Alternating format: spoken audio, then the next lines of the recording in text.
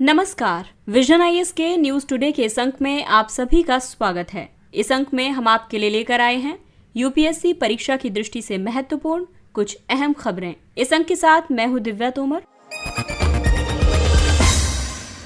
तो आइए सबसे पहले बात करते हैं इस अंक की हेडलाइंस के बारे में। केंद्रीय कानून मंत्री ने फास्ट ट्रैक कोर्ट्स और फास्ट ट्रैक स्पेशल कोर्ट्स के गठन में तेजी लाने पर बल दिया।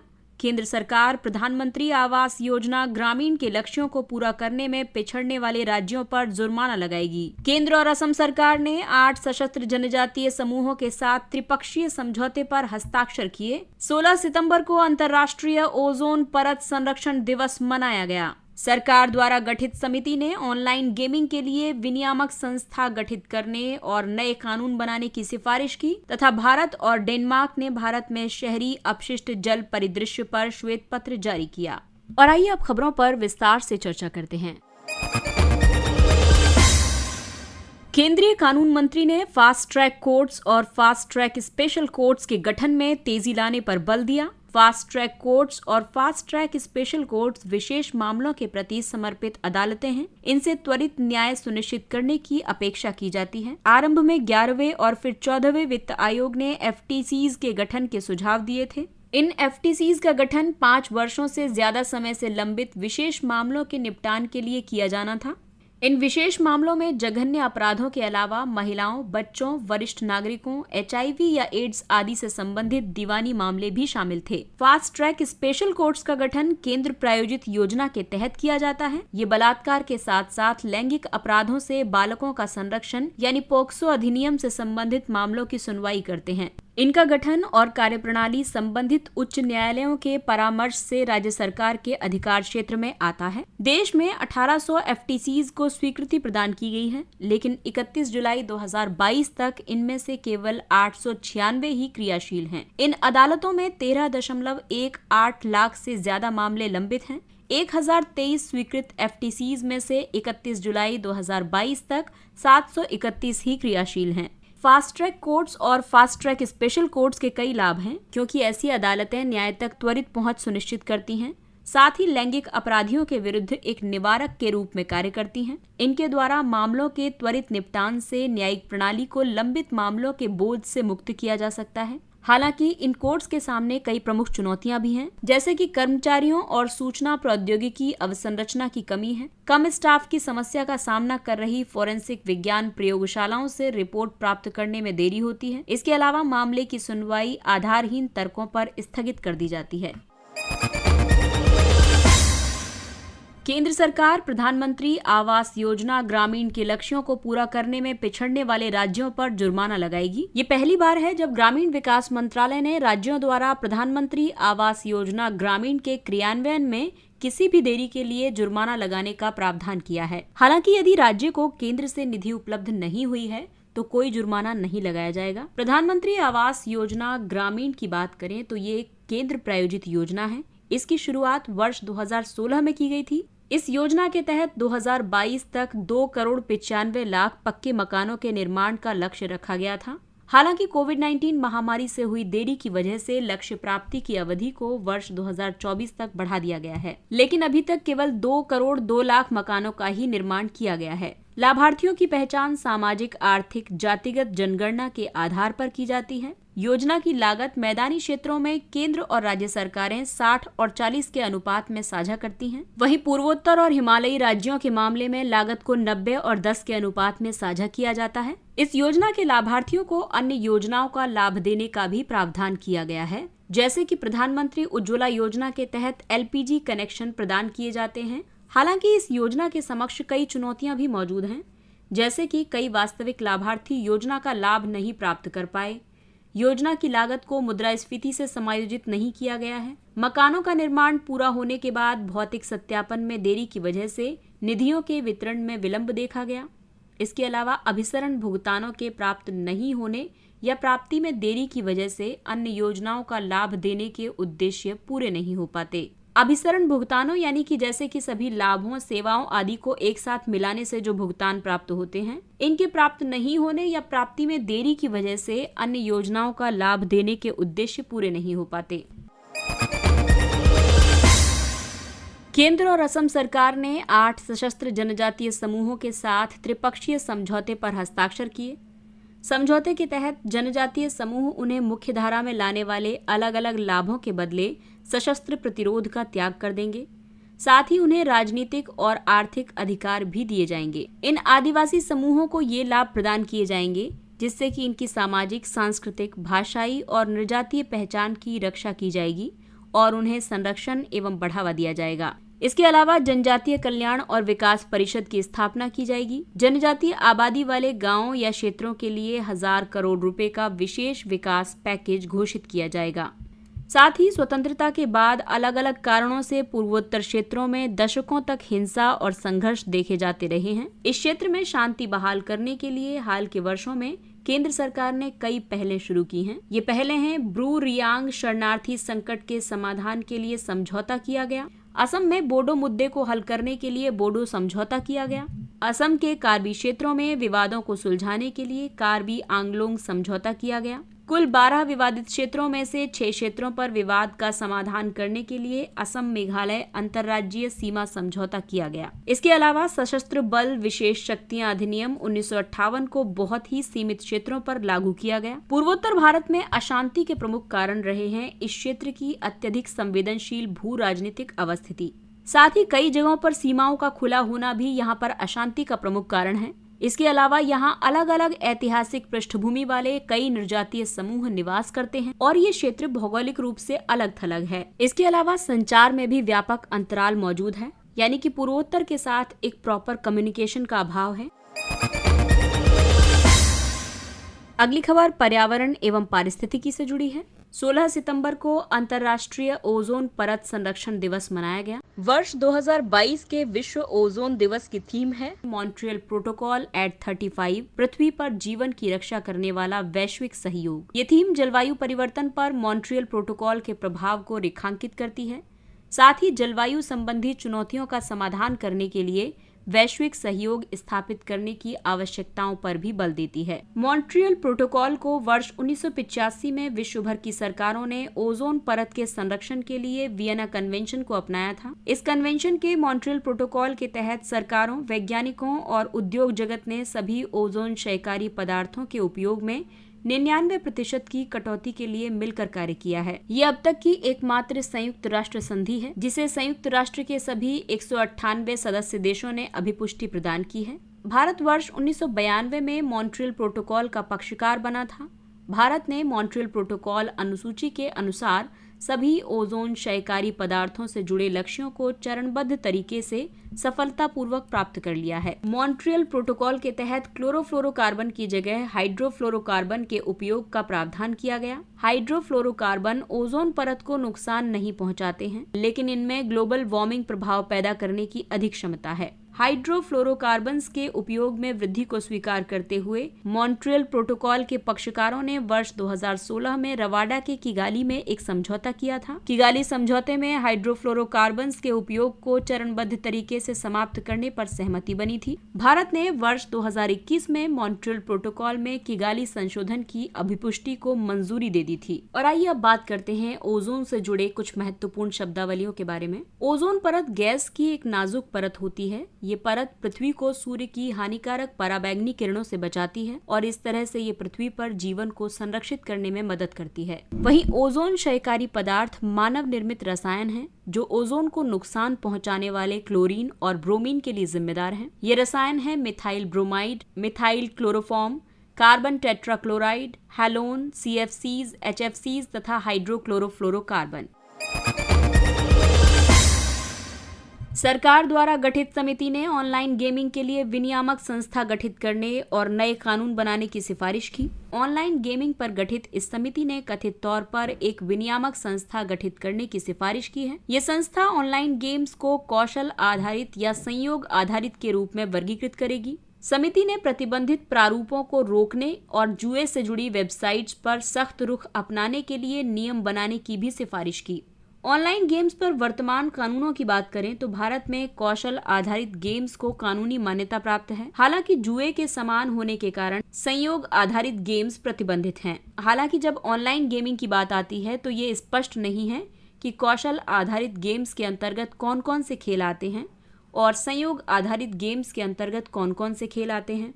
दाव यानी कि बैटिंग और जुए का उल्लेख संविधान की 7वीं अनुसूची की सूची 2 यानी राज्य सूची में किया गया है और इसका मतलब है कि राज्यों को इनके विनियमन पर अनन्य अधिकार प्राप्त है। इसे कानूनी मान्यता प्रदान करने वाला सिक्किम पहला राज्य है, जबकि इस पर प्रतिबंध लगाने वाला पहला राज्य तेलंगाना है। दरअसल इसके विनियमन की जरूरत इसलिए भी है क्योंकि विनियमन के अभाव में ऑनलाइन गेम जीतने वाले अर्जित आय पर कोई कर नहीं देते हैं। ये रिपोर्ट ऑनलाइन गेमिंग उद्योग को आकार प्रदान करेगी।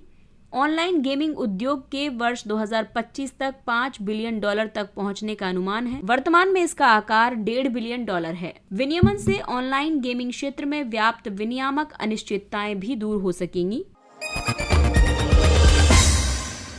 भारत और डेनमार्क ने भारत में शहरी अपशिष्ट जल परिदृश्य पर श्वेत पत्र जारी किया। ये श्वेत पत्र डेनमार्क के कोपेनहेगन में international water association world water Congress and exhibition 2022 में जारी किया गया। ये श्वेत पत्र समग्र रूप से भारत में अपशिष्ट जल उपचार की वर्तमान स्थिति को प्रदर्शित करता है, साथ ही भविष्य की अपशिष्ट जल उपचार संरचनाओं, सह निर्माण और सहयोग के लिए सामूहिक रूप से तैयार किए गए संभावित मार्गों को दर्शाता है। ये श्वेत पत्र वर्ष 2020 में भारत और डेनमार्क के बीच स्थापित हरित रणनीतिक साझेदारी का परिणाम है। इसका मुख्य बल ग्रीन हाइड्रोजन, नवीकरणीय ऊर्जा और अपशिष्ट जल प्रबंधन पर है। हरित रणनीतिक साझेदारी यानी ग्रीन स्ट्रेटेजिक पार्टनरशिप के तहत नीति आयोग के अटल इनोवेशन मिशन ने इनोवेशन सेंटर डेनमार्क के साथ साझेदारी में भारत में Atal innovation mission innovation centre Denmark यानी ICD के वाटर इनोवेशन चैलेंज का क्रियान्वयन किया है। शहरी अपशिष्ट जल में घरेलू कार्यों से उत्पन्न अपशिष्ट जल या घरों, उद्योगों और वर्षा से जल के बहने से उत्पन्न अपशिष्ट जल के मिश्रण को शामिल किया जाता है। केंद्रीय प्रदूषण नियंत्रण बोर्ड के मुताबिक भारत 72,368 मिलियन लीटर प्रतिदिन अपशिष्ट जल उत्पन्न करता है।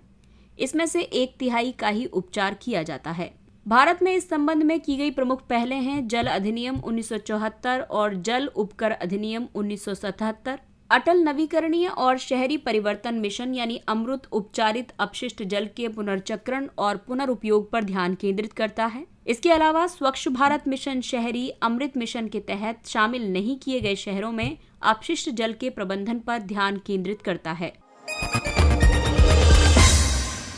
और आइए अब बात करते हैं कुछ संक्षिप्त लेकिन महत्वपूर्ण खबरों के बारे में। धर्मांतरण रोधी विधेयक। हाल ही में कर्नाटक विधान परिषद ने कर्नाटक धार्मिक स्वतंत्रता के अधिकार का संरक्षण नामक विधेयक पारित किया है। इस विधेयक के तहत धर्मांतरण की शिकायत धर्मांतरित व्यक्ति के परिवार के सदस्यों, सहकर्मी या उससे संबंधित किसी अन्य व्यक्ति द्वारा की जा सकती है। इस विधेयक में दोषी व्यक्ति के लिए कारावास और जुर्माने का प्रावधान किया गया है। रेव स्टेनिस्लास बनाम मध्य प्रदेश राज्य 1977 वाद में सुप्रीम कोर्ट ने मध्य प्रदेश और ओडिशा के धर्मांतरण रोधी कानूनों की वैधता को बरकरार रखा था। इस वाद में सुप्रीम कोर्ट ने इस बात पर प्रकाश डाला कि संविधान के अनुच्छेद 25 में धर्मांतरण का अधिकार शामिल नहीं है।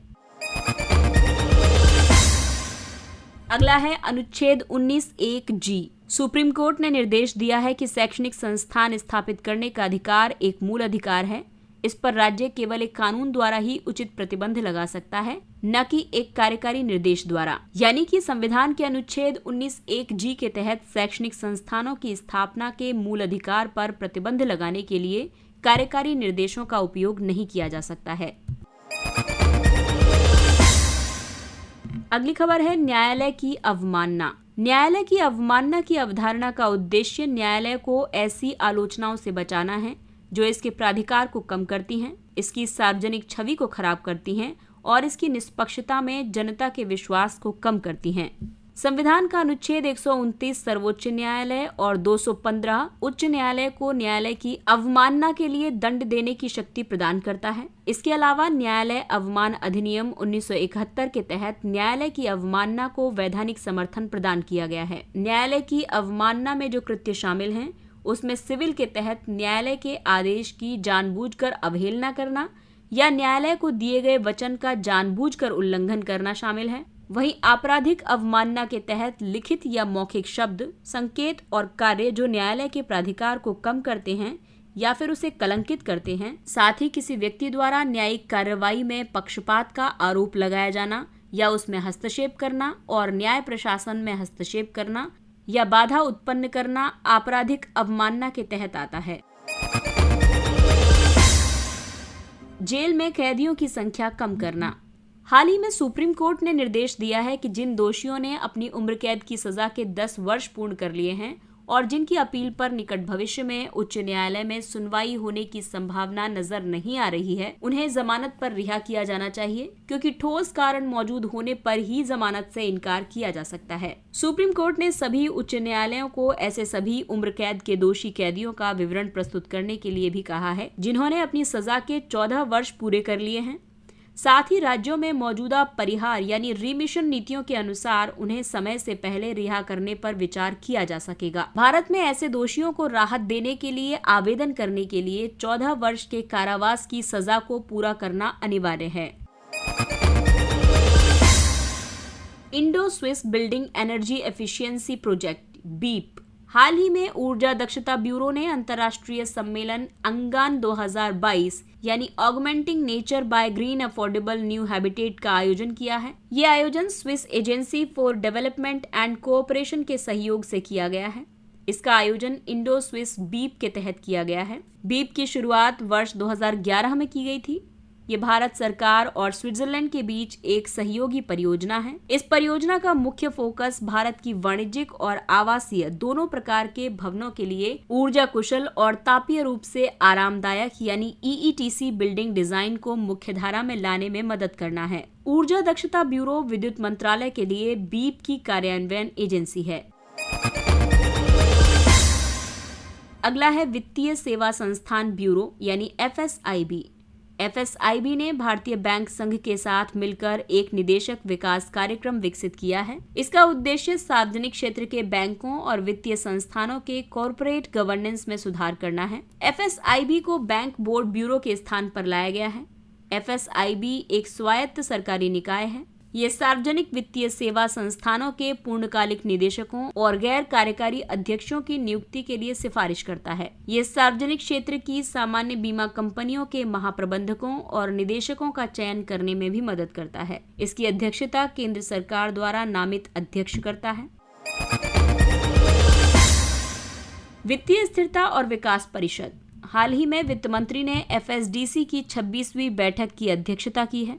FSDC को वर्ष 2010 में गठित किया गया था। इसके उद्देश्य हैं वित्तीय बाजार विनियामकों के साथ परामर्श स्थापित करना, वित्तीय स्थिरता बनाए रखने के लिए तंत्र को मजबूत करना और संस्थागत बनाना तथा अंतर विनियामक समन्वय बढ़ाना और वित्तीय क्षेत्र के विकास को बढ़ावा देना। ये वित्तीय साक्षरता और वित्तीय समावेशन पर भी ध्यान केंद्रित करता है। इस परिषद के अध्यक्ष वित्त मंत्री होते हैं और सदस्यों में वित्तीय क्षेत्र के विनियामकों के प्रमुख जैसे कि भारतीय रिजर्व बैंक के प्रमुख, भारतीय प्रतिभूति और विनिमय बोर्ड यानी सेबी प्रमुख, PFRDA यानी पेंशन निधि विनियामक और विकास प्राधिकरण, बीमा विनियामक और विकास प्राधिकरण यानी IRDA और वायदा बाजार आयोग तथा मुख्य आर्थिक सलाहकार इसके सदस्यों में शामिल होते हैं। हाइब्रिड आतंकवादी। हाल ही में जम्मू कश्मीर से एक हाइब्रिड आतंकवादी को गिरफ्तार किया गया है। हाइब्रिड या अंशकालिक आतंकवादी ऐसे लोग होते हैं जो पुलिस रिकॉर्ड में एक आतंकवादी के रूप में दर्ज नहीं होते हैं, लेकिन ये एक आतंकवादी हमले को अंजाम देने के लिए पर्याप्त रूप से चरमपंथी होते हैं। ऐसा आतंकी घटना को अंजाम देकर फिर से नियमित जीवन जीने लगता है। एक हाइब्रिड आतंकवादी अपनी हिंसक गतिविधियों को छुपाने के लिए एक सामान्य नागरिक के रूप में पेश आता है। इससे सुरक्षा बलों के लिए उसका पता लगाना और उसकी गतिविधियों का निर्धारण करना बेहद कठिन हो जाता है। भारत का पहला लिथियम सेल संयंत्र। भारत का पहला लिथियम सेल विनिर्माण संयंत्र आंध्र प्रदेश के तिरुपति में स्थापित किया जाएगा। इस संयंत्र की विनिर्माण क्षमता 270 मेगावाट प्रति घंटे है। ये संयंत्र प्रतिदिन 20,000 सेल्स बना सकता है। ये भारत की वर्तमान आवश्यकता का लगभग 60% है। इन सेल्स का उपयोग मोबाइल फोन, सुनने योग्य और पहनने योग्य उपकरणों के लिए किया जाता है। वर्तमान में भारत अपनी लिथियम आयन सेल से जुड़ी समस्त आवश्यकताओं को मुख्य रूप से चीन, दक्षिण कोरिया, वियतनाम और हांगकांग से आयात द्वारा पूरी करता है। भारत का सबसे बड़ा लिथियम आयन बैटरी संयंत्र गुजरात में है। इसने मई 2022 से उत्पादन शुरू कर दिया था। ये संयंत्र ऑटोमोबाइल और ऊर्जा भंडारण अनुप्रयोगों के लिए बैटरियों का उत्पादन करता है। ई बाल निदान पोर्टल। राष्ट्रीय बाल अधिकार संरक्षण आयोग NCPCR ने ऑनलाइन पोर्टल ई बाल निदान का कायाकल्प किया है। ई बाल निदान NCPCR की एक शिकायत प्रबंधन प्रणाली है। इसके माध्यम से कोई भी व्यक्ति या संगठन बाल अधिकारों के उल्लंघन से संबंधित शिकायत ऑनलाइन दर्ज करा सकता है। इन संशोधित सुविधाओं में ये शामिल है कि लैंगिक अपराधों से बालकों का संरक्षण यानी पोक्सो अधिनियम, श्रम, शिक्षा आदि जैसे विषयों के आधार पर शिकायतों का विभाजन किया जा सकता है। शिकायतों को हर स्तर पर अधिक यंत्रीकृत और समयबद्ध तरीके से ट्रैक किया जा सकता है। शिकायतों को NCPCR से संबंधित राज्य आयोग को स्थानांतरित करने का विकल्प भी प्रदान किया गया है। खादी के लिए उत्कृष्टता केंद्र। सूक्ष्म, लघु और मध्यम उद्यम मंत्रालय ने COE के परिकल्पना की है। इसका उद्देश्य खादी और ग्रामोद्योग आयोग को समर्थन प्रदान करना है। इसे राष्ट्रीय फैशन प्रौद्योगिकी संस्थान के सहयोग से परिकल्पित किया गया है। इसका उद्देश्य युवाओं और वैश्विक बाजार तक पहुंच बनाना है। इस उत्कृष्टता केंद्र को एक हब एंड स्पोक मॉडल के रूप में स्थापित किया गया है। इसमें दिल्ली हब तथा बेंगलुरु, गांधीनगर, कोलकाता और शिलोंग स्पोक्स हैं। इसके साथ ही ये अंक समाप्त होता है। अगले अंक में फिर मुलाकात होगी कुछ अन्य महत्वपूर्ण खबरों के साथ। तब तक अपना ख्याल रखिए, सुरक्षित दूरी बनाए रखिए, मास्क पहनिए, हाथ और चेहरा साफ रखिए, क्योंकि कोरोना अभी पूरी तरह से समाप्त नहीं हुआ है। इसलिए अपनों का और अपना विशेष ध्यान रखें। और अगर आपको हमारा कंटेंट पसंद आ रहा है तो इसे लाइक, सब्सक्राइब और शेयर करें। इसके साथ ही विजन IAS की पूरी टीम आपसे इजाजत लेती है। नमस्कार। Thank you for listening.